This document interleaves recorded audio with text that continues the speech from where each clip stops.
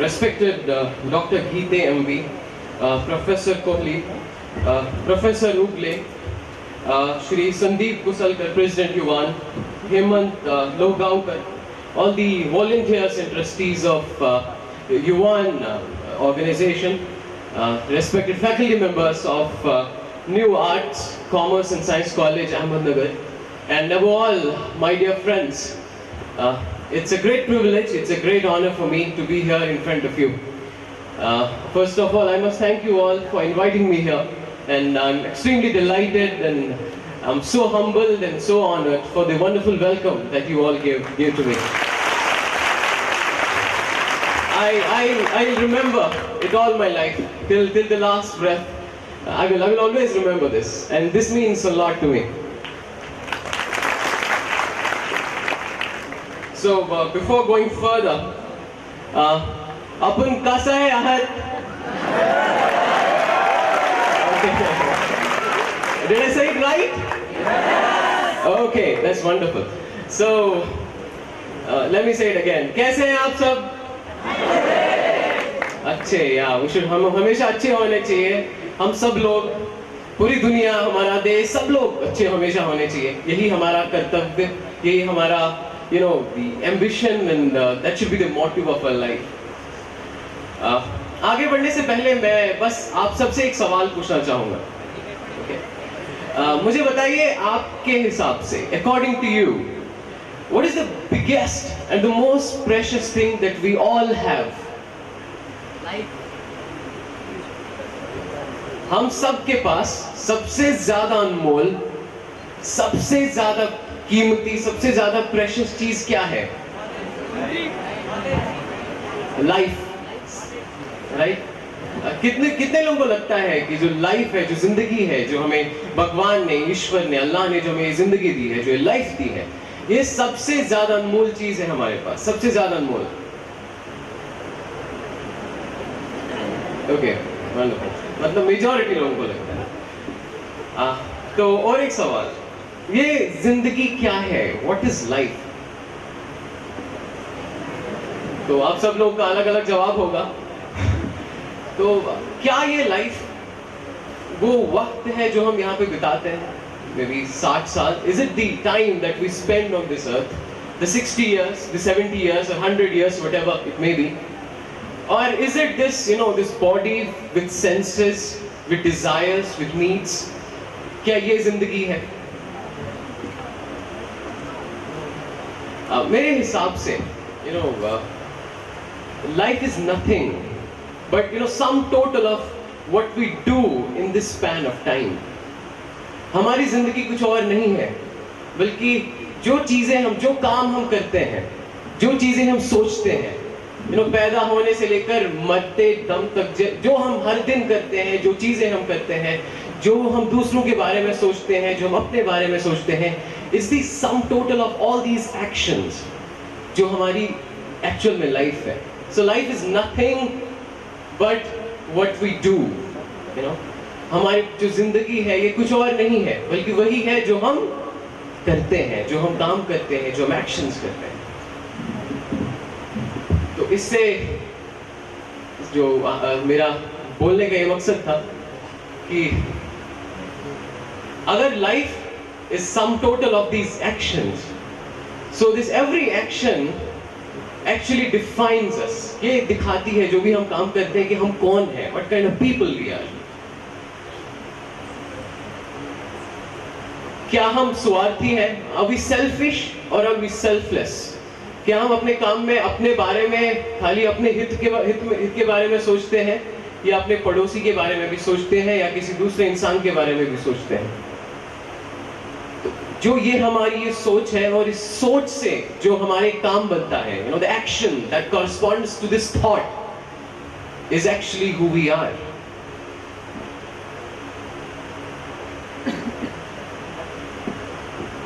एक फिलोसोफर रहे हैं पिछली सदी में, जिन्हें सार्त्रे के नाम से दुनिया जानती है, जॉन पॉल सार्त्रे. एक एग्जिस्टेंशियलिज्म उनका एक फिलॉसफी था. आप कई सारे लोग आप पढ़ेंगे जब आप कुछ कुछ कभी भी नेट पे भी सर्च कर सकते हैं, जब आप अपने किताबों में भी पढ़ लेंगे। What he said that life is nothing but an empty canvas. आप में से ड्राइंग कौन कौन करता है या पेंटिंग कौन कौन बनाता है? ठीक है, तो हमारी जिंदगी एक प्लेन, एक वाइट कागज के या उस कैनवस के शीट की तरह है। और what kind of figure, what kind of image, what kind of portrait we want to create on this empty canvas depends on what kind of colors we want to fill in that canvas. हमारी life का जो ये एक landscape, जो एक scenery, जो एक painting बनेगी, ये डिपेंड करेगी कि हम किस तरह के रंग इस लाइफ के कैनवस में भरते हैं। ये सब हम पे निर्भर है कि हम किस तरह की अपनी जिंदगी, what kind of life we want to define for ourselves. क्या ये ऐसी जिंदगी हो जो खाली अय्याशी में, जो खाली स्वार्थ में गुजर जाए, या कोई ऐसी जिंदगी हो जो किसी दूसरे के हित में, किसी दूसरे के काम के लिए, जो उन लोगों के लिए हो जिनका कोई सहारा नहीं। So that is essentially the first point that I wanted to make, that it's very important for all of us to understand what is the key motive of our life. What's it, that differentiates us from, say, non-humans? What does it different? What is this one quality, that one thing that differentiates us from animals, that differentiates us from beasts and many other things? I think it's that one thing which we call compassion, जिसे हम करुणा कहते हैं, जो इंसान के पास इसलिए है क्योंकि हम लोग इंसान हैं।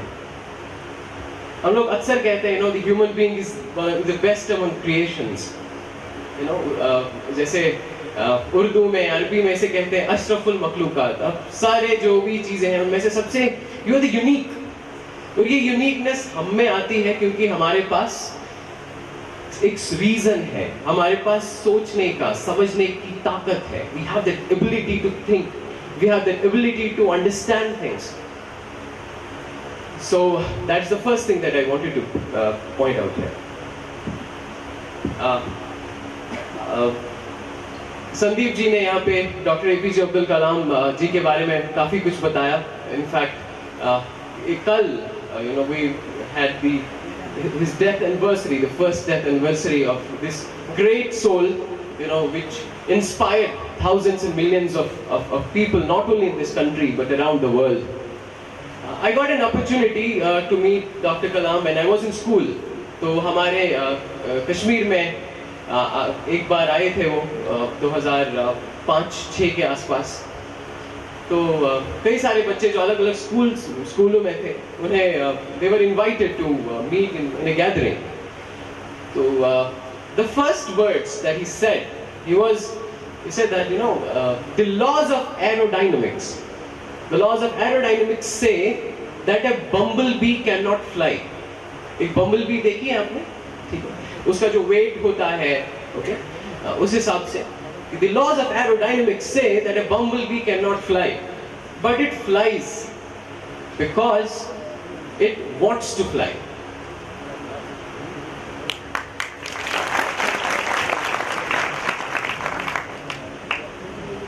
ये जो want वाली बात है ना, कि हम लोग, हमारे पास वो ability है कि अगर हमारे पास despite challenges, despite problems, if we wish to do something good, if we wish to do something meaningful, there's nothing in this world that can stop us. And you will find hundreds and thousands of examples in our country, in your state Maharashtra, across the world, in which people, despite odds, despite extreme odds which we even cannot think of, they did surmount those problems and made a mark in the pages of history. Last year, जैसे UPSC के हवाले से बोलना चाहूँगा, who was the first ranker in 2014 civil service examination? किसी को नाम याद है जिन्होंने पिछले साल फर्स्ट रैंक हासिल किया था? Ira Singhal. Despite having severe physical disabilities, She cleared one of the most prestigious examinations of our country, not only once, but multiple times, and in the end scored first position. उनके आसपास भी merit list में गए. These are, ये हमारे सामने उदाहरण है. These are the inspirations in front of us. This time I was writing my main examination. जब हमारा जो मेंस का एग्जामिनेशन होता है IAS का, मैं एग्जाम हॉल में थोड़ा सा पहले गया था. अक्सर होता है जैसे स्कूल्स कॉलेजेस में ही एग्जाम होता है, जो यूपीएससी का एग्जाम होता है. तो जो क्लासरूम में नॉर्मली जो लकड़ी की या स्टील का वो जो desk table, normal desk table रहता है, मैं देख रहा था कि मेरे जो लेफ्ट साइड में, on the left to my seat, there was a chair. It was a normal that moving reclining chair. So सारे बाकी जो सीट्स थी वो नॉर्मल लकड़ी की जो टूटी फूटी सीटें ही थी. एक बड़ी स्पेशल सी बनाई हुई थी. So I was thinking that who is this special person who has got this such a special seat? So when everybody settled down, I found that there was a lady who sat on that chair, and she must have been pregnant by her 8th or early 9th month. Imagine, these are the inspirations. I mean, what is this thing, that drives people to achieve such levels of excellence, where despite odds, despite problems, you and make sure that you achieve what you have decided to do. और इसलिए एक word कहा जाता है passion. Okay, passion life में होना बहुत ज्यादा जरूरी है. और पैशन से मतलब क्या है? that you should love doing what you do. आप जो करते हैं, चाहे आप एक स्टूडेंट है, चाहे आप एक राइटर है, चाहे आप एक सिंगर है, if you are an entrepreneur, you are a teacher, you are a professor, you are a doctor, you are an engineer, you are a writer, you are a civil servant, whatever you are, whatever your profession is, you should love doing that. Your heart should be in that work. आपके काम में आपका दिल होना चाहिए. When your heart is in that work, आपको वो कभी काम लगता ही नहीं है. You never think that you're doing actually work. You think that आप इसको enjoy करते हैं. आपका कहते हैं ना रोम उस चीज को enjoy करता है. So there's one more suggestion that I wanted to put forward in front of you. That as youth, it's important for us to identify what's it that we love to do, what's it that that excites us when we do it, and try to identify that passion, and then don't leave any stone unturned, but ensure that you achieve excellence in what you do. Ultimately, it's the excellence that matters.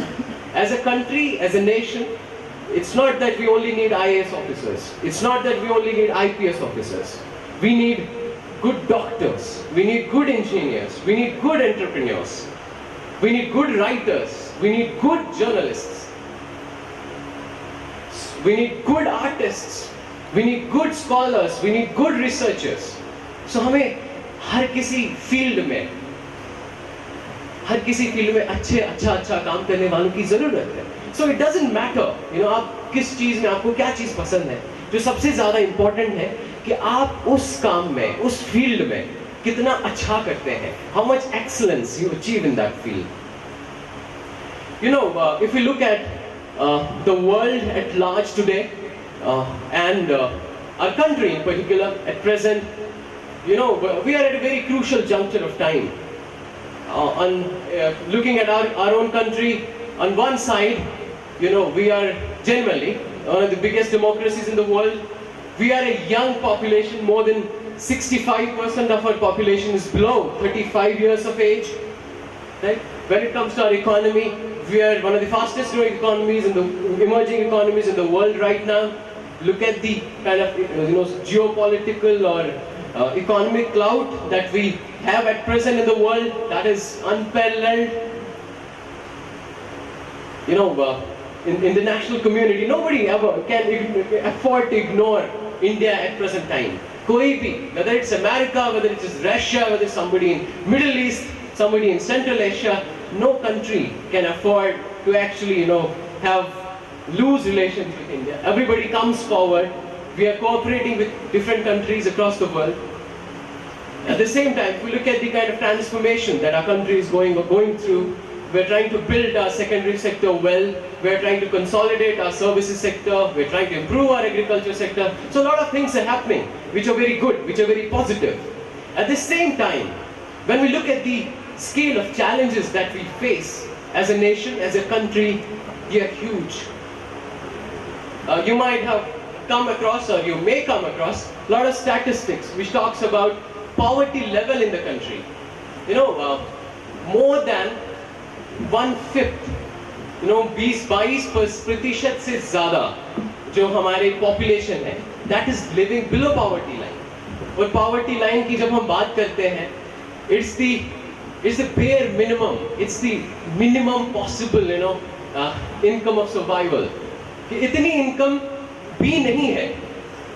More than, हमारे 22% जो हमारे लोग हैं, जो population है, उनके पास इतनी income भी नहीं है कि वो सही से, ठीक से दिन में 2 वक्त का रोटी या 2 वक्त का खाना खा सके.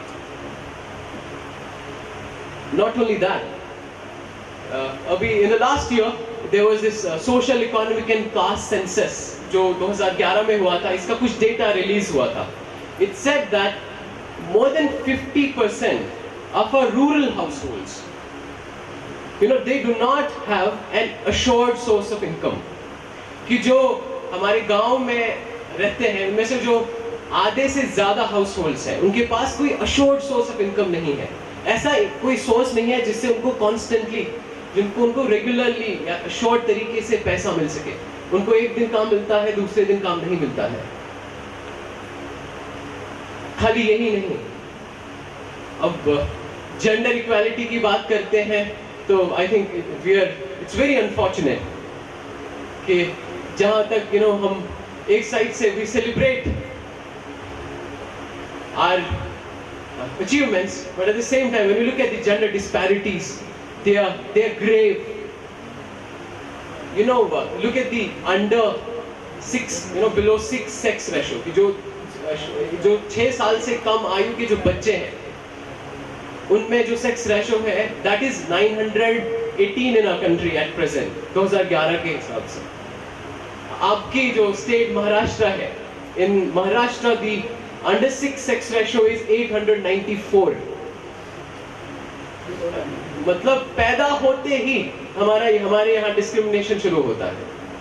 And after that, in higher education, the disparities are huge. हमारे यूनिवर्सिटीज में, हमारे कॉलेजेस में, हमारे IITs में, हमारे IIMs में, you hardly find 5%, 10% students who are women. Labour force की अगर बात करते हैं, अगर 100 महिलाएं if they are in the age group, in the working age group, out of them only 28 are doing a remunerative work. That is, female labor force participation rate in a country is only 28.8%. मतलब अगर 100 लड़कियां हैं या 100 महिलाएं हैं जो उम्र के हिसाब से काम करने के लायक है, काम कर सकते हैं, उनमें से खाली 28 लड़कियां ऐसी हैं जो ऐसा काम करती हैं जिनमें रिन्यूमरेशन मिलता है. ओके, बाकी को हम ऐसे काम में लगाते हैं जो नॉन रिन्यूमरेटिव है, जैसे एक हाउस होल्ड काम में लगा दिया. दिन रात वो घर पे काम करती हैं लेकिन they don't have the reward, they don't get what they deserve. इसके कंपैरिजन में अगर 100 लोग हैं, 100 मर्द हैं, 100 मेल हैं जो काम करने की आयु में है, उनमें से मोर देन 82, ओके, 100 में से मोर देन 82 मेल ऐसे हैं जो रिन्यूमरेटिव वर्क करते हैं. So male labor force participation rate is more than 82%. इतना बड़ा डिस्पैरिटी. अगर देश में 50% या 49.5% पॉपुलेशन, 49.5% पॉपुलेशन महिलाओं की है, तो जो हमारे पार्लियामेंट है, जो हमारे असेंबलीज हैं, उनमें भी रिप्रेजेंटेशन तो इतनी होनी चाहिए. हमारे पार्लियामेंट में, if you look at the representation of women in parliament, that's hardly 11%. खाली 11 से 12% highest that we have achieved till now when it comes to the percentage of women who are parliamentarians. States में देखें, only 7% of legislators in state assemblies are women. खाली 7%.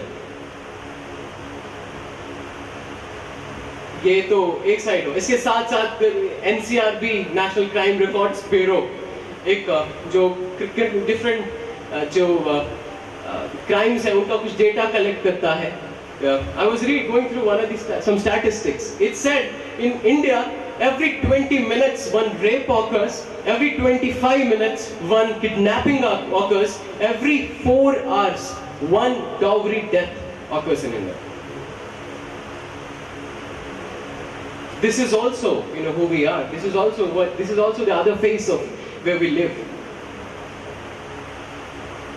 मैंने शुरुआत में कहा कि we are a young country. हमारे पास बहुत युवा पॉपुलेशन है. ऐसे मोर देन 65% जो हमारी पॉपुलेशन है 35 साल की कम से कम आयु की है. More than 65% of our population is below 35 years of age. But जितना भी workforce है इसमें से hardly 5% of our workforce has formal skill education. जो मेजॉरिटी है हमारे पास ये वर्कफोर्स जिस पे हम इतना गर्व करते हैं, दे आर अनस्किल्ड. उनके पास कोई स्किल नहीं है. हर साल every year around 12 million people join workforce in India. हर साल लगभग 120 लाख लोग अपने हमारी वर्कफोर्स को ज्वाइन करते हैं. But when it comes to jobs, when it comes to opportunities, we don't have opportunities commensurate to that. बच्चों की बात करते हैं. We take great pride in saying that हमने जो quantitative aspect of our education system, जिसे हम cross enrollment ratio की बात करते हैं, out of school children की बात करते हैं, we have drastically reduced the percentage of children which is out of school. Right now, we say that at least something around 97.5% of our children are in school. But at the same time, we forget to think that the 2.5% जो हमें percentage wise बहुत छोटा लगता है, लेकिन India जैसे देश में जहाँ 1.25 billion population है, वहाँ 2.5% of our children is actually a number in millions. So we still have millions out of school.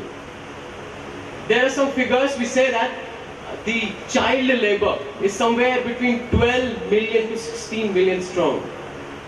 जो बच्चे स्कूल में होने चाहिए, जिन बच्चों के हाथ में कॉपी और पेंसिल होना चाहिए, लगभग 12 से 16 मिलियन, 120 लाख, 1 करोड़ 20 लाख से ज्यादा बच्चे जो अभी भी वो हाथ में पोंछा लेके, जो अभी भी कुछ हजार्डस इंडस्ट्रीज में अभी भी काम करते हैं.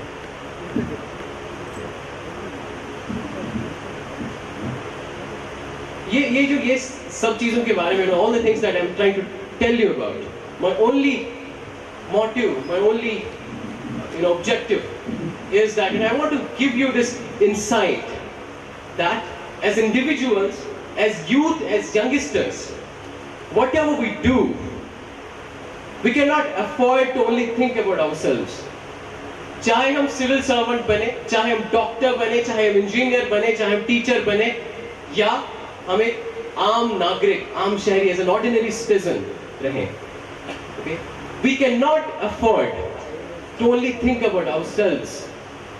As youth, we have to think about all these issues, all these problems, and then decide what's it, how is it that I can make a change, I can make a difference in the world, in the state out there. और ये एहसास अगर हम सब में आ जाए, I'm sure that the day will not be far when we will be one of the most prosperous, one of the most developed, and one of the most peaceful countries in the world.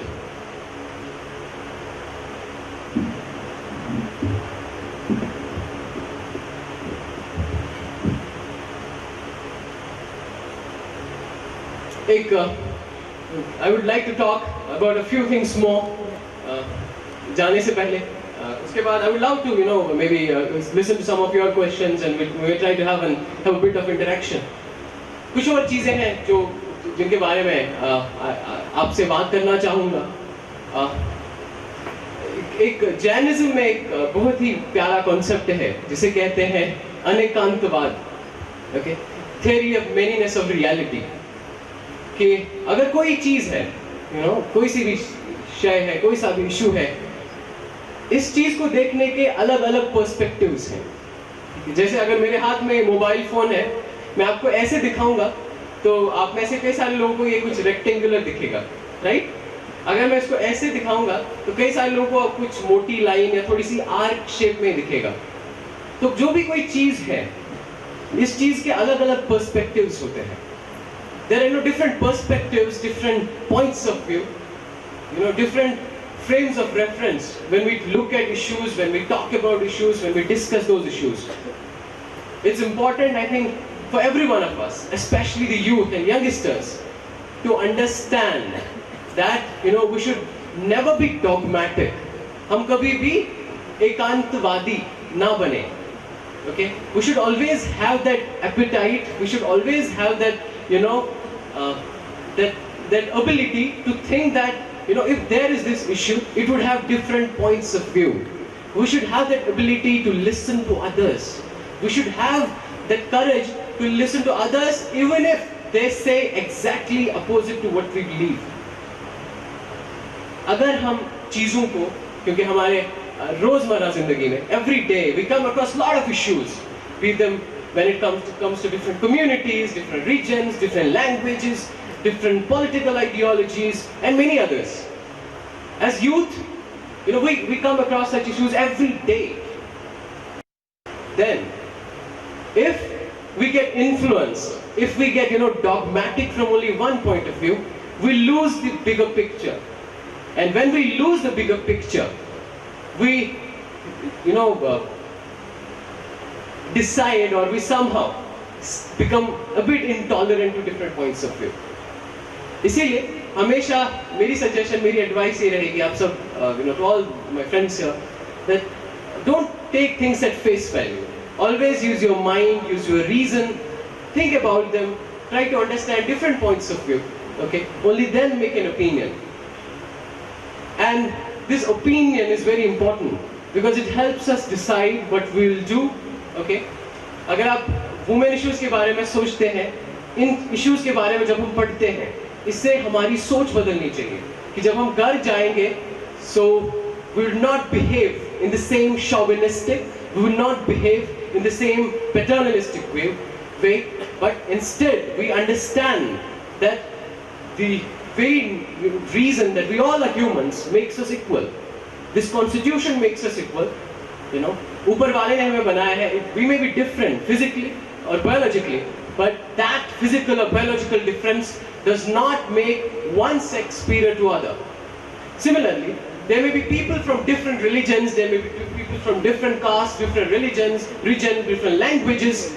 That difference of language, that difference in one particular aspect of life does not make one individual superior to another. We are all equals. हाँ, अलग अलग चीजें रहती हैं, कुछ लोग अलग चीजों में बिलीव करते हैं. These things should not divide us. These things should always unite us. Right? क्योंकि कहते हैं ना, the big thing that we celebrate is the unity in diversity and diversity in unity of this country. Right? So always take pride in the diversity that we have. हमारे पास हजारों languages हैं, हमारे पास इतने सारे religious sects हैं, हमारे पास इतने सारे cuisines हैं, इतने सारे cultures हैं, कहीं और नहीं मिलते हैं. This is something that we all should be proud of, right? Yes. So that is one thing. Another thing that I really wanted to talk about is I earlier also referred to this, something called compassion. Dalai Lama has this wonderful concept of egalitarian compassion.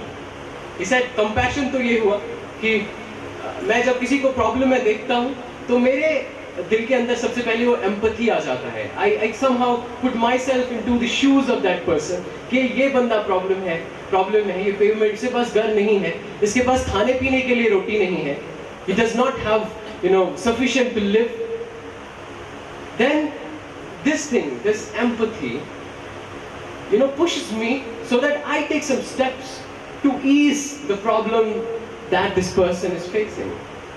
That is compassion. यही करुणा है. Right? आप अक्सर जैसे राधा कृष्ण की हम लोग कहानियां पढ़ते हैं, स्टोरीज पढ़ते हैं. सो अक्सर इन कहानियों में राधा सिंबलाइजेस करुणा, कंपैशन. वो कहीं किसी जीव को प्रॉब्लम में देखती हैं तो वो कृष्ण जी से कहते हैं कि ये आप तो you have the power, please ease this. जो भी ये व्यक्ति है, जो भी ये चीज है, इसको इस प्रॉब्लम से निकालिए. Okay, then Krishna has the ability that he eases that problem, he solves that problem, he relieves that problem. So हम लोगों में ये दोनों चीजें होनी चाहिए, both compassion, वो करुणा भी जिससे हम दूसरों की प्रॉब्लम्स को समझें, and at the same time the will to work, the will to do something that will ease the burden, that will somehow create better life for that other species or other individual. और मुझे लगता है इसके साथ साथ एक अगर मुझसे कभी कोई पूछा जाए कि आपको क्या लगता है दुनिया की सारी प्रॉब्लम्स का सॉल्यूशन क्या है, आई वुड से मोहब्बत, I would say love.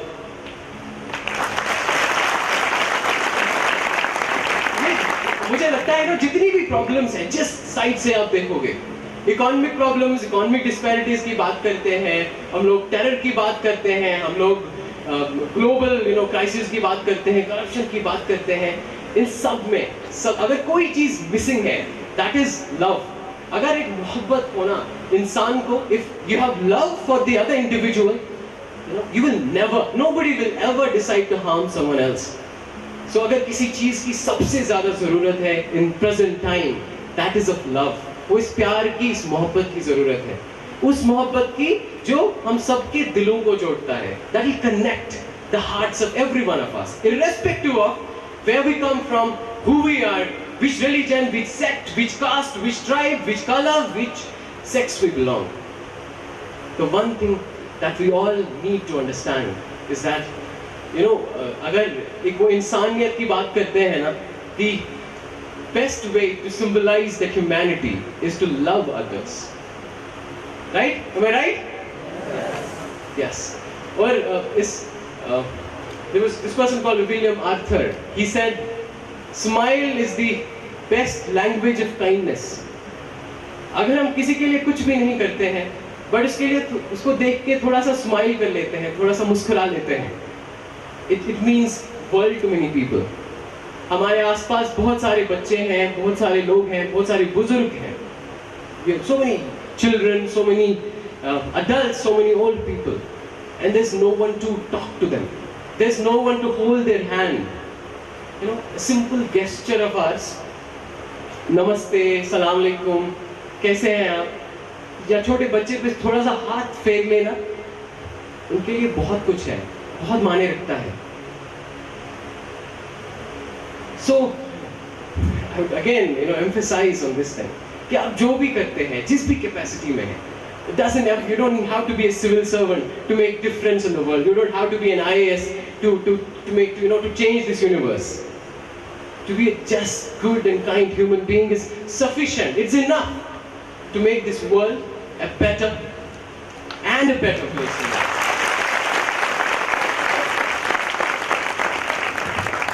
I would like to end the talk with one more quotation of Dr. APJ Abdul Kalam. I wish कि उन्हें और 100 साल 200 साल जीने का मौका मिलता है, क्योंकि हमारे जो पोस्टेरिटी, हमारे से जो आगे और बच्चे आते, generations आते, they would have also spiritually somehow also benefited from that noble soul. He said, for sustainable earth we need great citizens. And by great citizens, he meant citizens or persons with righteousness in heart. He says, when there is righteousness in one's heart, there is beauty in character. When there is beauty in character, there's harmony in home. There's harmony at home. When there is harmony at home, there is order in nation. And when there is order in nation, there is peace in the world.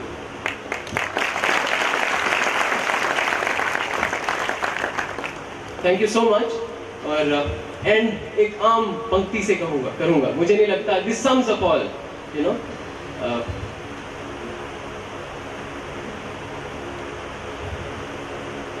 मुझे बहुत प्यारी लगती है, just I will say these 2 lines.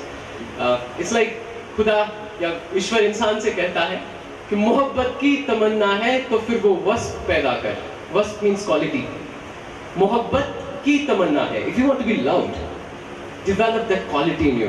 मोहब्बत की तमन्ना है तो फिर वो वस्फ पैदा कर, जहां से इश्क चलता है वहां तक नाम पैदा कर। अगर सच्चा है इश्क में तू ए बनी आदम, अगर सच्चा है इश्क में तू ए बनी आदम, निगाहे इश्क जमाले ज़र्फ पैदा कर।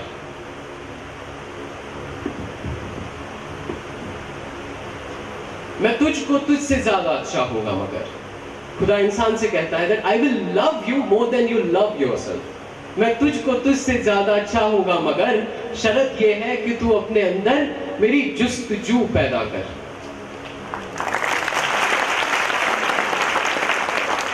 अगर न बदलूं तेरी खातिर हर एक चीज तो कहना, अगर न बदलूं तेरी खातिर हर एक चीज तो कहना, तो अपने आप में पहले अंदाजे वफा तो पैदा कर। Thank you so much, it's a great honour to me, thank you so much. जैसे आप लोग कॉलेज में वाइवा एग्जाम देते हैं, कितनों ने दिया है?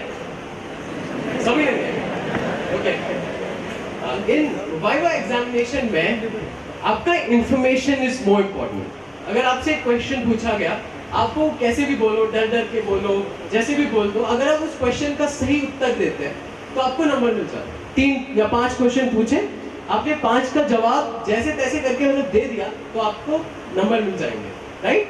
अगर आपने कॉन्फिडेंस से 3 का जवाब दिया, 2 का नहीं दिया, आपको 5 में से 3 ही नंबर मिलेंगे।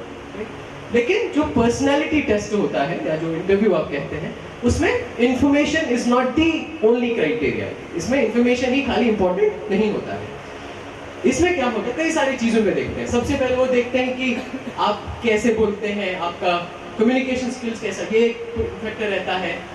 आप कितने मैनर्ड हैं, आप जब आंसर देते हैं क्या आप डांट के देते हैं, क्या आप में वो सरलता है, क्या आप में वो डिसेंसी है, ये जो आपके एटिकेट्स जिन्हें हम कहते हैं, वो भी एक और फैक्टर रहता है। इसके साथ साथ जो क्वेश्चंस पूछे जाते हैं वो अक्सर ओपिनियन बेस्ड क्वेश्चंस होते हैं। ओपिनियन बेस्ड मतलब आपके बारे, आपसे सोशल इश्यूज के बारे में, कुछ जो बर्निंग इश्यूज के बारे में, करंट अफेयर्स रिलेटेड कुछ इश्यूज के बारे में क्वेश्चंस पूछे जाते हैं, जिनमें वो ये अंदाजा लगाना चाहते हैं कि आपकी असल सोच क्या है।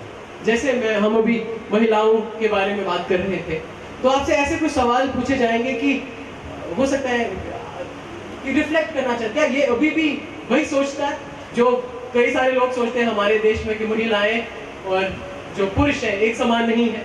क्या कहीं ना कहीं इसके दिमाग में भी वही आता है कि महिलाओं को घर में रहना चाहिए और जो पुरुष है उनको बाहर काम करना चाहिए। तो वो जो आपका जो कहते हैं ना माइंडसेट, आपका जो पर्सपेक्टिव्स है, उनको भी like they also get reflected in your answers. इसीलिए क्या होता है, जब भी आप कोई चीज़ पढ़ें, इसको खाली एग्जाम पॉइंट ऑफ व्यू से ना पढ़ें, बल्कि इसको समझ के अपने आप में वो थोड़ा सा चेंज लाना बहुत ज़रूरी है। एग्जाम के पॉइंट ऑफ व्यू से भी इंपॉर्टेंट है। आपने बता दिया नहीं एक समान है, फिर वो आपसे और कोई क्वेश्चन पूछेंगे इसी चीज़ रिलेटेड, तो क्वेश्चन पूछते पूछते आप अपनी असलियत बता ही दोगे। इसलिए ये बहुत ज़रूरी है कि जब आप चीज़ों को पढ़ें, ये चीज़ें, ये फिगर्स, जो स्टैटिस्टिक्स है, जो रिपोर्ट्स आती हैं, ये खाली पन्ने भरने के लिए नहीं है। इनसे वहाँ पे वो सीख लेने की ज़रूरत है, जिससे हमारा सोच, हमारा काम, हमारा वो बेहतर हो। ठीक है? अगर कोई बंदा इंटरव्यू रूम में जाके झूठ बोल सकता है, डिसऑनेस्टी कर सकता है, तो सिविल सर्वेंट बन के तो वो बहुत कुछ कर सकता है, नहीं? तो ये ऐसा ये था मेरा जो अभी जो इस साल का जो इंटरव्यू हुआ। क्वेश्चंस कई सारे एरियाज के बारे में पूछे गए, कुछ इंटरनेशनल रिलेशंस के बारे में पूछे गए। ब्रेक्सिट अभी न्यूज़ में था, जो ब्रिटेन ने वोट किया, जो रेफरेंडम था टू एग्जिट फ्रॉम EU। अपने कई साल में पढ़ा होगा, कई सारे लोग पढ़ेंगे इस चीज़ को, इसके बारे में कई सारे सवाल पूछे गए। सीरिया में क्राइसिस है, इश्यूज हैं, उसके बारे में पूछा गया। मिडिल ईस्ट के बारे में कुछ चीज़ें पूछी गई। इसी तरह से यूक्रेन क्राइसिस के बारे में कुछ चीज़ें पूछी गई। NATO के बारे में कुछ चीज़ें पूछी गई। जो हमारा यूएन है, यूनाइटेड नेशंस के बारे में कुछ चीज़ें पूछी गई। फिर कुछ चीज़ें हमारी इकोनॉमी के बारे में पूछी गई। मेरी जो होम स्टेट है जम्मू एंड कश्मीर, वहाँ के बारे में कुछ चीज़ें पूछे गए। वहाँ की इकोनॉमी के बारे में चीज़ें पूछी गई। एप्पल्स, हम लोग मेरे घर में भी हम लोग एप्पल की खेती करते हैं, तो एप्पल कल्टीवेशन के बारे में कई सारी चीज़ें पूछी गई। कश्मीर के हैंडीक्राफ्ट्स जैसे पश्मीना शॉल वगैरह आपने सुना होगा, उन सब के बारे में कई सारे सवाल पूछे गए। मेरा जो ऑप्शनल सब्जेक्ट था वो फिलॉसफी था। फिलॉसफी के बारे में उनमें भी कई सारे फिलोसफर्स के बारे में सवाल पूछे गए। सो अलग अलग चीज़ों के बारे में कुछ पूछा गया। So it's a wonderful experience. चाहे आप सिलेक्ट हो या ना हो, लेकिन इंटरव्यू अपने आप में सीखने के लिए बहुत बहुत अहम मौका होता है, बहुत बड़ी चीज़। Sir, please give some basic tips about how to prepare UPSC exam. Words. The first word is what, second is how, and third is why. What का मतलब ये है कि एग्जाम क्या है, what is this examination? So examination को में appear होने से पहले या प्रिपेयर करने से पहले ज़रूरी है कि हम लोग एग्जामिनेशन को समझें। एग्जामिनेशन को समझने का ये मतलब है कि हम एग्जामिनेशन का सिलेबस देखें, प्रीलिम्स में क्या क्या चीज़ें हैं, कौन कौन से टॉपिक्स हैं। मेन एग्जामिनेशन में अलग अलग जो डिफरेंट पेपर्स होते हैं, what are the different topics and sub topics which are asked in different papers of your main examination. ठीक है, तो go through all these things minutely, detail में। ठीक है, जैसे ये समझने की बात, फॉर एग्जाम्पल ये ऑडियंस है, यहाँ पे कई सारे लोग हैं, मैं सबको नहीं पहचानता, तो मैं पहले समझूंगा मैं किस जगह पे आ गया, शायद कि पराई जगह पे आ गया, नहीं जानता हूँ। उसके बाद अगर मैं काम करूंगा, मैं यहाँ से इस कॉर्नर से एक एक बच्चे से, एक एक स्टूडेंट से उसका नाम से किस स्टैंडर्ड में है, किस डिग्री में है, क्या करते हैं वो, कहाँ रहते हैं, सबको मैं एक एक करके पूछूंगा। तो एक टाइम आएगा मैं हर किसी को जान लूंगा यहाँ पे। इसी तरह से जो हमारा सिलेबस है काफ़ी बड़ा है, लेकिन अगर हम इसके पार्ट्स को, सब पार्ट्स को आराम से समझते हैं, तो सबसे पहले एग्जाम का जो एक होता है ना डर, वो खत्म हो जाता है कि आपको पता है हिस्ट्री में ये चीज़ें पढ़नी है, पेपर 2 में ये चीज़ें पढ़नी है, तो आपको पहले एग्जाम को समझना बहुत ज़रूरी है। So I would suggest that before starting your preparation you please go through the notification of UPSC, try to understand, try to go through the different aspects of the syllabus well. That is the how part. और एक चीज़ मैंने कहा था why. मुझे personally मुझे लगता है कि ये सबसे ज़्यादा इम्पोर्टेंट चीज़ है कि why do we want to join civil services. हम लोग सिविल सर्विसेज क्यों ज्वाइन करना चाहते हैं? क्या ये वो लाल बत्ती वगैरह के लिए है? क्या ये इसलिए है कि so that our parents can brag about it कि कहीं पड़ोस में आंटी को बोल दिया कि हाँ मेरा बेटा IAS हो गया, ये हो गया? क्या इस चीज़ के लिए है, या इस चीज़ के लिए कि शादी कहीं अच्छी जगह होगी, ऐसा कुछ, या क्या कि मतलब लोग पावर, ये इज्जत करेंगे, रोकथाम होगा, किस चीज़? if these are the motives, then I would like that is the worst part, no, unfortunately. In fact, हम लोग कल यहाँ पे अहमदनगर में एक काफ़ी बुजुर्ग और काफ़ी रेस्पेक्टेड डॉक्टर हैं, डॉक्टर GR सैयद, उनसे मुलाकात हुई थी। He said करप्शन हमारे यहाँ पे सबसे बड़ी प्रॉब्लम है, it has become a disease. Well, as a doctor, my diagnosis is corruption of our thoughts. Or this is the corruption of thoughts. If I decide to appear in the civil services because I am so fascinated by Lal Batti and this Rohtab, that is what I'm going to do once I join. इसलिए मुझे लगता है कि ये prepare करने से पहले भी ये चीज़ अपने आप को समझाना बहुत ज़रूरी है। ये सर्विस इट्स ए सर्विस, ठीक है? जितना बड़ा पोस्ट उतनी ज़्यादा सर्विस, उतने बड़े सर्वेंट हुआ, तो वो जो सर्विस वाला जो इसेंस है, कहीं हम वो इन चीज़ों में गंवा ना दें। We have to keep that essence in our heart, वो सिक्योर करके। तो वाई पार्ट पे भी क्यों आप लिखना चाहते हैं, क्यों आप सिविल सर्विस में आना चाहते हैं, इस पे भी थोड़ा गौर और फिक्र कीजिए। Think about these things. That's one thing. Another part was how. Now you have understood the examination, you have motivated yourself. Now how to clear it? इसके लिए the simple funda that anybody will tell you is hard work. There is no other option. There is no shortcut to success, but hard work. मेहनत करनी ही करनी है। अब जो material है, जो बुक्स हैं, you can find them easily in the market, you can find them easily online. वो सब चीज़ें लेके आ जाइए। You have to read newspaper every day because current affairs is somehow 50 to 60% when it comes to this examination. So current affairs के लिए newspapers पढ़ना बहुत ज़रूरी है. Be informed, stay informed about what's going on around us. How, as a country, we are doing when it comes to our economy. What are the social issues that concern us? What are the different cultural, political issues? How about the world at large? What are the bigger problems? What are the major problems that the world is facing now? So कौन सी major happenings हमारे आसपास होती हैं, उन सब पे track रखना भी ज़रूरी है. And I think with hard work, थोड़ी सी लगन, मेहनत से, you can easily do it. But provided you have that commitment and passion in you. My question is, at the time of study, अपनी साइकोलॉजी या सोच क्या होनी चाहिए स्टडी करने के लिए? कंसिस्टेंसी और फोकस. जब आप किसी भी एग्जाम के लिए पढ़ते हैं तो कंसिस्टेंसी बहुत ज़रूरी होता है. कंसिस्टेंसी का मतलब आपका जो पढ़ने का ग्राफ है, it should be something like a straight line. ऐसा ना हो कि एक दिन आप 18-20 घंटे पढ़े, फिर अगले दिन आप 1 घंटे भी नहीं पढ़ पाओ. तो इस एग्जाम के लिए पर्टिकुलरली कंसिस्टेंसी बहुत इंपॉर्टेंट है. तो इस चीज़ पे आप ध्यान रखेंगे कि अगर आप 8 घंटे, 9 घंटे, 5 घंटे, जितने घंटे भी आप रोज़ पढ़ते हैं, आपको रोज़ पढ़ें. ठीक है, नंबर 1. दूसरी चीज़, फोकस रखना बहुत ज़रूरी है. ऐसा ना हो कि आप पढ़ाई करते करते व्हाट्सएप यूज़ करते हैं, फेसबुक पे चैट कर रहे हैं, या जो भी गॉसिप कॉलम्स हैं वो सब चीज़ें पढ़ते हैं. जब पढ़ाई, जो भी टाइम आपने पढ़ाई के लिए रखा हो, make sure that you give your 100%. कहते हैं ना, it's not the hours put into work that matters, but the work put into hours that matters. Okay? So उस हिसाब से ये रखें. तीसरी चीज़, as I told you, कि एग्जाम में जो चीज़ें आप पढ़ते हैं, इनको खाली आप फैक्ट्स की तरह ना पढ़ें, खाली एग्जाम में आंसर की तरह ना पढ़ें, वो भूल जाता है. ओके, अगर आप ऐसे चीज़ें पढ़ लोगे, कि लाइक हाँ इतना है, ये है, वो चीज़, ये चीज़ है, तो आप वो भूल जाओगे. इन चीज़ों को समझना बहुत ज़रूरी है.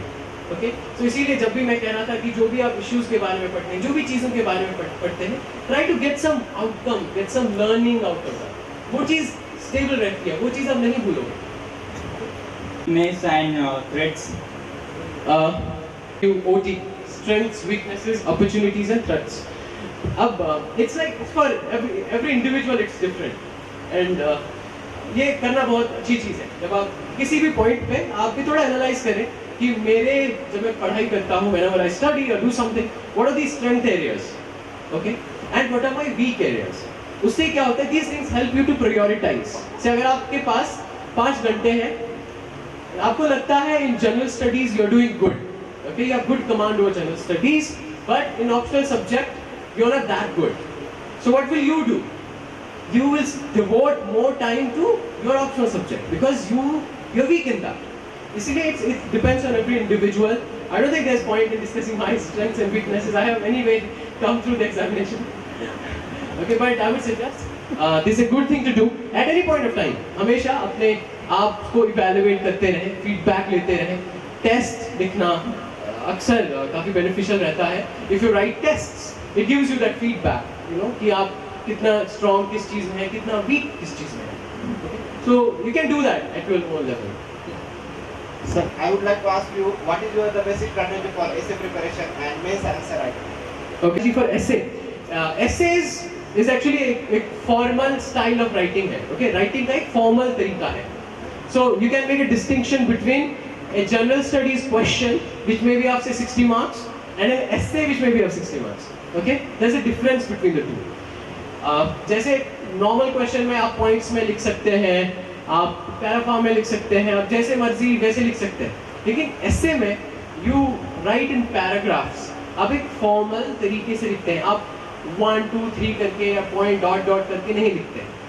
इसके साथ साथ जब हम जैसे इस एग्जाम में एसे के पेपर में 2 क्वेश्चन होते हैं. Okay, there are 2 questions. That means you have to write 2 essays. और हर क्वेश्चन में you have 5 options, 4 or 5 options, right? हाँ, कि क्वेश्चन नंबर 1 से they would be write an essay on any one of the following. So 4-5 topics दिए होंगे. तो the first thing is to decide on which topic you will try to write an एसे. सो मेरे ख्याल से the topic which you understand the most. कई सारे topics होते हैं जो टॉपिक आप सबसे अच्छा समझते हैं. समझते मतलब topic, okay, what he is trying to say when he writes this topic. कई बार ऐसा होता है कि आपने कोई एक ऐसा कोई टॉपिक होता है जिसके रिलेटेड आपके पास बहुत इंफॉर्मेशन होता है, आपने हो सकता है उस रिलेटेड कोई ऐसे भी लिखा होगा, लेकिन जो टॉपिक है, टॉपिक में कोई वर्ड या कोई ऐसा कुछ फ्रेज है जो आपको समझ नहीं आ रहा, you should never attempt that, क्योंकि उसमें चांस रहता है कि जो आप लिखोगे that will be completely different from what the examiner wants. Okay, so सबसे first thing, how to choose the topic, you should choose that topic which you understand the most, जो आप सबसे अच्छे से अंडरस्टैंड करते हैं, क्योंकि उसमें अगर आपके पास कम भी कंटेंट है but that content will be relevant and to the point and according to the demand of the examiner. Okay, that's one thing. Another thing is it's important to retain the essence of the topic. मान लो अब if the topic is say social media is an important pillar of democracy. Okay, अगर एक topic है तो हम लोग अक्सर हमारे मित्र क्या करते हैं, they'll write say if there's 1,000 word essay, they'll write 400 words on social media, another 500-600 words on democracy, and they think that we have written everything. जबकि this essay is neither on social media nor on democracy. It's on what? Is social media another pillar of democracy? The examiner knows what social media is, what democracy is. आपके पूरे ऐसे में ये होना चाहिए, how is social media another pillar of democracy? If it's another pillar of democracy, how does it strengthen democracy? If it is not, somebody would say no, it is not an important pillar of democracy, it actually hampers democracy. So how does it hamper democracy? What impediments does it put forward? कोई कहेगा that it's not clear whether it's actually a pillar or not, because on one side it does strengthen it, on the other side it doesn't. But to पूरे essay में this has been the central theme, how it is a pillar, not what it is. They have, क्योंकि topic में दिया गया है, examiner knows what social media is and what democracy is. इसमें और एक चीज ये रहता है, जब आप टॉपिक पढ़ते हैं, try to make an outline about what you are going to write. Take some 10-15 minutes, उसमें 20 मिनट भी निकाल सकते हो आप, जिसमें आप रफ पेज पे थोड़ा सा रफली लिख सकते हैं मेजर पॉइंट्स, मेजर चीजें जो आप कवर करोगे, उससे you define your boundary. You know, it's a long right up, may be 1000 words, 1200 words, there's strong possibility that you may deviate, आप कुछ और लिख देंगे, है ना, हो जाता है ना, हम लिखना तो वही शुरू करते हैं, धीरे धीरे हम कुछ और कहीं और पहुंच जाते हैं. लेकिन जब आप पहले ही थोड़ा आउटलाइन डिफाइन करते हैं ऐसे में, तो आप you stick to the topic. Okay. Training is going to start. So सबसे मेजर टारगेट अभी ये है कि to take best advantage of this training period. इसमें मुझे लगता है सबसे इम्पोर्टेंट चीज़ है कि समझना, to understand things in the first place. जिस स्टेट में काम करना है, वहाँ की सोशल इश्यूज कैसा है, वहाँ का सोशल फैब्रिक कैसा है, वहाँ का पॉलिटिकल सेटअप कैसा है, एडमिनिस्ट्रेटिव सेटअप कैसा है, वहाँ के कल्चरल एस्पेक्ट कैसे हैं, to understand the things in the first. जब हम चीज़ों को पहले अच्छे से समझना, मुझे लगता है that is the first target that I have. तो उसके बाद यू नो करप्शन हटाना, वो सब हटाना तो लाइक बोलने की बात आती है. ये सबसे पहले इस सिस्टम को तो समझे, how does this thing happen there. अगर हम चीज़ों को सिस्टमिक लेवल पे समझे, only then we can have a good solution. तो मुझे लगता है for me the immediate target would be to you know put more effort in understanding this, to understand how things work. Only then think about you know how I as an individual, how I as a civil servant can make a difference, can do something good. Students are from in their undergraduate, so अभी मतलब ये बहुत से problem होता है many of us की, मतलब in the graduation period what कि मतलब अभी इधर से जाने के बाद basic, can you put us some light on in the graduation period what can the students do from NCERT, like stuff like NCERTs or the reading Hindu newspaper, or the difference between reading Hindu newspaper and Indian Express, so that sort of primary stages basically preparation. तो बहुत important question है.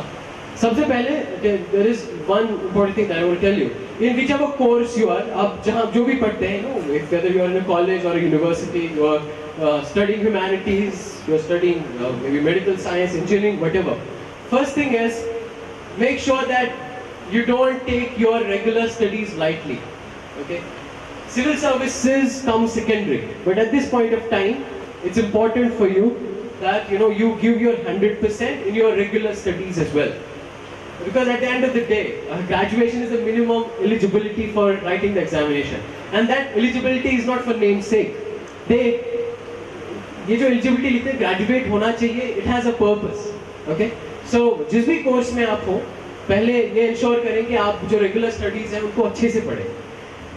और एक reason इस चीज़ का ये है, sometimes what happens is से आपने किसी सिविल सर्वेंट को देखा, किसी सिलेक्टेड कैंडिडेट को देखा, all of a sudden your hormone levels get high, यहाँ से जाके नहीं यार अब IAS ही करना है। So what you start doing is you leave your normal regular studies and आप खाली UPSC रिलेटेड प्रिपरेशन करते हैं। So you may carry it on for से 1 month 2 month। उसके बाद आपको याद आता है कि मेरे कॉलेज में एग्जाम है, मेरे यूनिवर्सिटी में एग्जाम है, राइट? और आपने उस एग्जाम रिलेटेड कुछ नहीं पढ़ा है। फिर उस समय you get all frustrated and you start moving your hands here and there, then फिर आप वही चीज़ें पढ़ते हो और आपकी सिविल सर्विसेज की प्रिपरेशन वहीं पे छूट जाती है। ओके, देन उन 1-2 महीनों में, पूरे 3-4 महीनों में आप खाली वो चीज़ें पढ़ते हो। तो सिविल सर्विस की में जो आपने 2 महीने पहले लगाए, because of discontinuity they are gone. It's like ये काफ़ी वाइल्ड नॉलेज है। How many of you have pet at your home? Okay, how many, किसी के पास कोई वाइल्ड एनिमल या ऐसा कोई पेट है? पालतू बनाने की कोशिश करोगे से इनिशियली आप उसको यू आर टेमिंग हिम, तो वो आपको बिल्कुल अच्छे से रिकॉग्नाइज करेगा। से अगर आप 10-15 दिन के लिए कहीं और चले गए, वापस आओगे, आप उसको हाय बोलोगे, आपको खाने आता है। It's something like that. अगर इस एग्जाम में, इस प्रिपरेशन में there is not a continuity, मैं कंसिस्टेंसी की बात कर रहा हूँ, तो जो आपने पहले पढ़ा है, 1 महीने पहले पढ़ा है, आपको कुछ भी याद नहीं रहेगा। इसलिए ये ज़रूरी है कि आपके रेगुलर स्टडीज़ को आप सीरियसली लें। उसके बाद in addition to that you can find say सुबह 2 घंटे, 3 घंटे, शाम को जितने भी 2-3 घंटे जितना आप निकाल सकते हो, कैरी दैट। इवन आप एग्जामिनेशन के टाइम पे भी वो कंटिन्यू कर सकते हैं, ठीक है? To maintain that consistency in your preparation, number 1। Number 2, start कहाँ से करें? So first of all, as I told him, it's important to go through the syllabus, go through the notification properly, understand things well. उसके बाद get some basic material like NCERT books are there, history, geography, maybe economics and others. Start reading those books. They are written in very simple and lucid language. They are easy to understand. So initially, the take-off stage के लिए they are very good. Number 1. Number 2 is reading newspapers is somehow the core and the key for this examination. And as individuals, as youngsters, as youth, as good citizens, it's always good to stay informed. So, चाहे आप civil service का exam दें या ना दें, अखबार regularly पढ़ा करें. It's a good habit. Okay? So, preparation के साथ भी you should read a newspaper. Hindu, Indian Express is the generally 2 more popular newspapers. You can choose one among these depending on which one you find easy to understand. आपको कौन सा easy लगता है, आप वो वाला choose करिए. There's nothing hard and fast here. Okay? You find a lot of questions and a lot of events which have been covered either by Hindu or by Indian Express. ऐसा कुछ नहीं है कि वही चीजें आती हैं जो हिंदू में आती हैं. Don't go by these bias. Okay? Whichever newspaper you find easy and accessible, you can go with that. My question is, when we, the undergraduate, are planning for UPSC, what should be the framework for syllabus and the priority we should give to be at your position tomorrow? Regular studies, not at the cost of your regular studies. That is, I strongly emphasize this point. Okay, I told you why. Number 1. Number 2 is make a proper timetable, because you have to go to your college or university every day. You don't have full day, but whatever time you have, that's very precious for you. So try to manage that time properly. You can make a timetable. Say every day, early morning 2 hours, maybe late evening another 2-3 hours. That makes 5 hours a day. That should be sufficient if you start preparing during your graduation. Then make also some study plans. Like in 1 week, you want to complete, say, 1 chapter in history, 1 chapter in geography, and something else. Depending on your convenience and your ease, there's nothing hard and fast. But make sure that you develop some sense of time management. That would be the key. Otherwise, you will end up studying something, history for 2-3 months, maybe something else, but it may not be that proper preparation. So try to have a copy of syllabus pasted on your wall, or on the desk or table, wherever you study. Then go topic wise, try to cover different topics in a very systematic manner, and keep this idea of time management strongly in your mind. Then NCERT books, as I told, that can be a good way to start. Besides that, you can also start reading newspapers. It's very important. Reading newspapers from today, it will help you build, know a lot of things, build a lot of perspectives, gather a lot of information. Okay, so ये साथ में करें, and then gradually you can get onto other standard books. Book list is easily available everywhere. You can simply Google it. You will find in history, geography, polity, economics. There are some standard books which almost everybody reads. You can also read them, so things will be easy for you.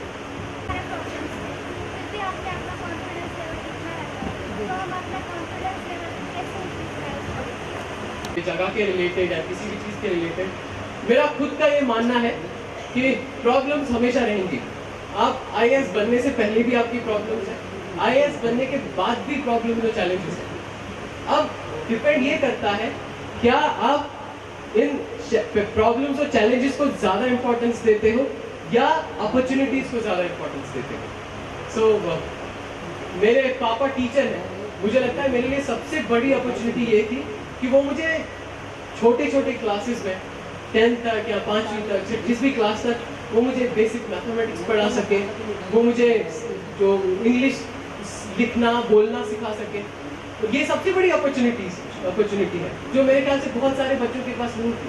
तो I value every opportunity that I get, and इंशाल्लाह in future as well I will not let any opportunity go easily away from my hand.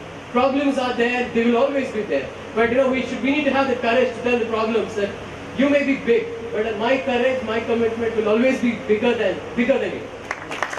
जो issue चल रहा है वो और आपसा arm force special power है, इसके बारे में आप क्या बताएं? These are some of the issues which have been debated for a long time.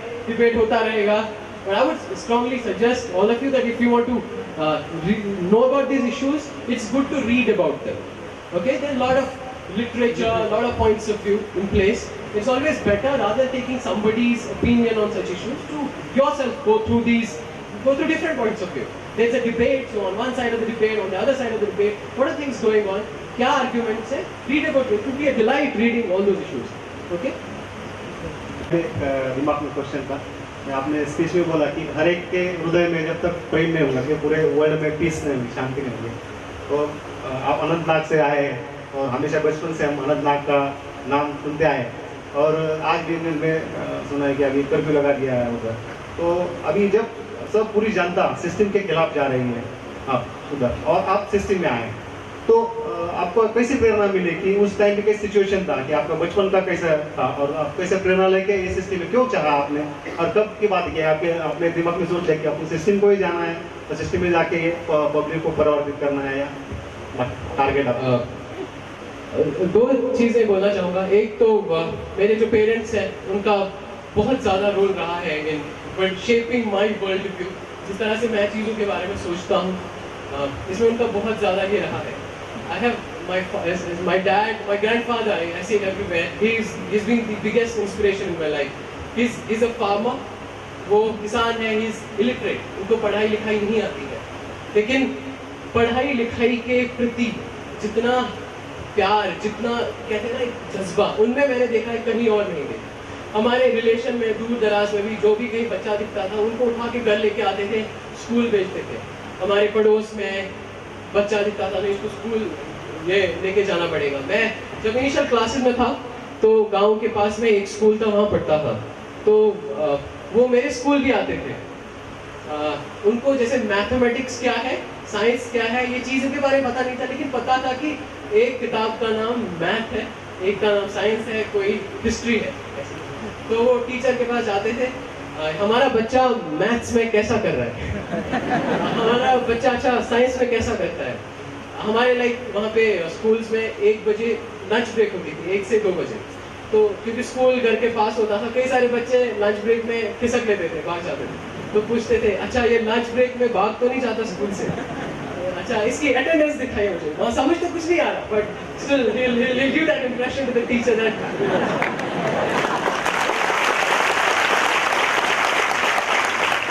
इसके साथ साथ जैसे मैंने कहा, he is a farmer and he takes pride in being a farmer.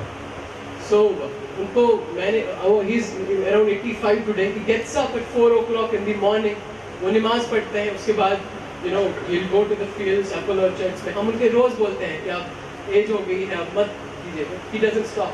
He says, this is what I love to do. This is what my passion is. तो उनकी उस मेहनत की वजह से, किसान जो उन्होंने की, उसकी वजह से मेरे पापा, मेरे पिताजी पढ़ाई कर सके. उसकी वजह से शायद मैं पढ़ाई कर सका और आज यहाँ पहुँच चुका. तो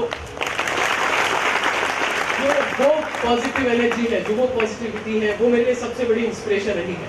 इसलिए जहाँ तक प्रॉब्लम्स का सवाल है, मैंने तो उनसे सीखा है कि फिजिकल चैलेंजेस हो, कैसे चैलेंजेस हो, आप there is nothing bigger than your own करेज.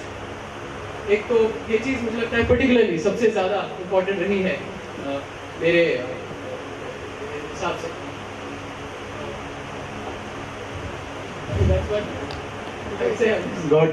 वक्त की अहमियत, you know, the importance and value of time के बारे में कुछ कहिए. इसके लिए भी मैं बस अपने दादाजी की ही बात कहूँगा. जब मेरा रिजल्ट आया IAS का, तो उन्होंने कहा कि बेटा एग्जाम तो पास कर लिया आपने, लेकिन आपको पता है ये जो अब IAS रहेंगे, ये आप रहेंगे 30 साल के लिए, 35 साल के लिए. उसके बाद आपको ये कलम, ये कुर्सी, this doesn't belong to you. तो ये 30 साल या ये 35 साल ही है आपके पास. अब इसमें आप कितना अच्छा करोगे, कितना बुरा करोगे, यही आपका असली अचीवमेंट है और असली ये था. उसके बाद चाहे आपकी आयु 100 साल हो, 150 साल हो, you have to leave this world. तो टाइम, वक्त कहते हैं ना कि कभी वापस नहीं आता, ये बेशक से भी है. और इनफैक्ट हमारे लिए जो सबसे बड़ा रिसोर्स है वो यही वक्त है, जो हम आज और जो टाइम हमारे पास है इसमें कर सकते हैं.